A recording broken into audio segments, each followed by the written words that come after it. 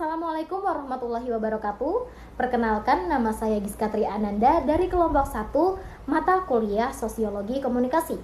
Di sini saya dan rekan saya akan menjelaskan mengenai proses komunikasi dalam masyarakat. Ada beberapa rumusan masalah yang akan dibahas pada presentasi kali ini. Yang pertama, mengenai unsur proses komunikasi. Kedua, pola dan tingkatan komunikasi dalam masyarakat. Ketiga, fungsi komunikasi dalam kehidupan sosial. Dan yang keempat, dinamika komunikasi.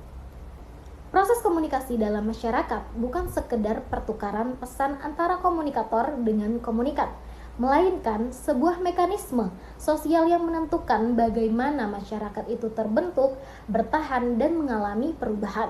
Sehingga makna suatu pesan tidak pernah berdiri sendiri, melainkan dipengaruhi oleh nilai, norma, dan budaya masyarakat, di mana tempat komunikasi itu terjadi.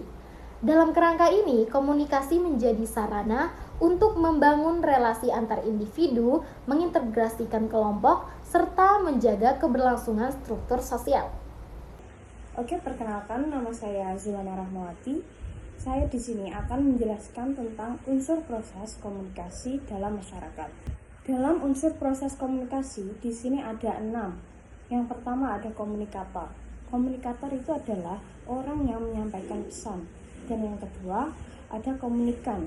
Komunikan itu adalah orang yang menerima pesan. Dan yang ketiga itu ada pesan.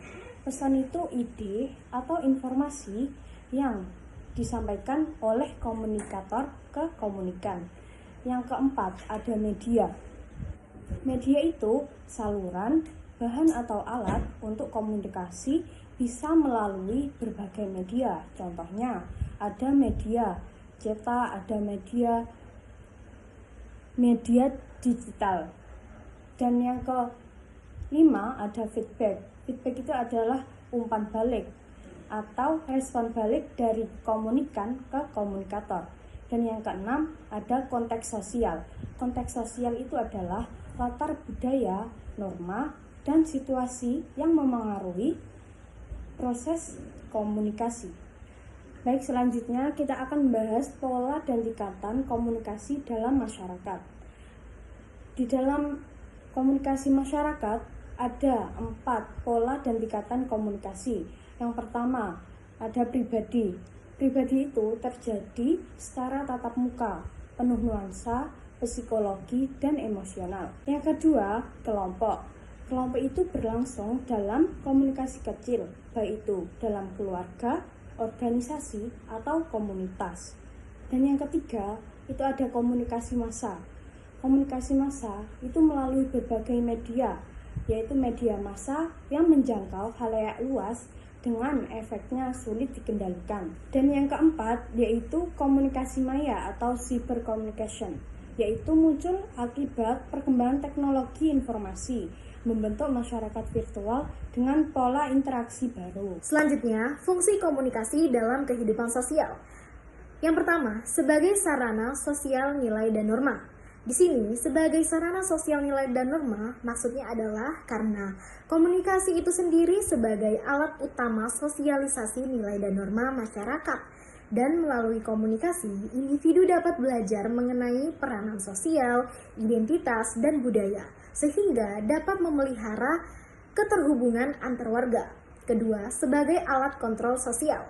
Sebagai alat kontrol sosial, yaitu sebagai pengawasan sosial untuk mencegah timbulnya penyimpangan opini publik. Ketiga, sebagai media integrasi. Sebagai media integrasi ini berfungsi untuk memperkuat solidaritas dan menjaga kohesi sosial. Yang keempat, sebagai agen perubahan. Kelima, mampu mewariskan budaya. Keenam, membangun opini publik. Dan yang ketujuh, mampu mempercepat prosesnya transformasi sosial. Nah, dengan adanya media massa, maka dengan begitu komunikasi mampu memperluas jangkauan sosialisasi, terutama dalam membentuk budaya massa. Media membingkai peristiwa sehingga mempengaruhi cara masyarakat itu melihat kenyataan. Poin selanjutnya, dinamika proses komunikasi. Nah, komunikasi dalam masyarakat itu bersifat dinamis, teman-teman. Yang dimana pesan itu akan diproduksi, ditafsirkan, lalu diubah.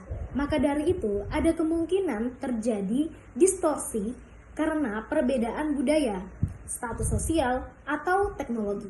Nah, komunikasi juga bisa menimbulkan konflik sosial, tetapi pada saat yang sama bisa juga menjadi sarana resolusi konflik. Baik, bisa disimpulkan dari proses komunikasi yang telah kita jelaskan tadi, dapat disimpulkan bahwa proses komunikasi dalam masyarakat adalah jantung kehidupan sosial. Melalui komunikasi, masyarakat dapat mewariskan interaksi sosial, membangun solidaritas, sekaligus menjadi sarana perubahan sosial. Dengan kata lain, tanpa komunikasi, masyarakat tidak mungkin ada. Oke, sekian presentasi dari kelompok 1 mengenai proses komunikasi dalam masyarakat. Wassalamualaikum warahmatullahi wabarakatuh.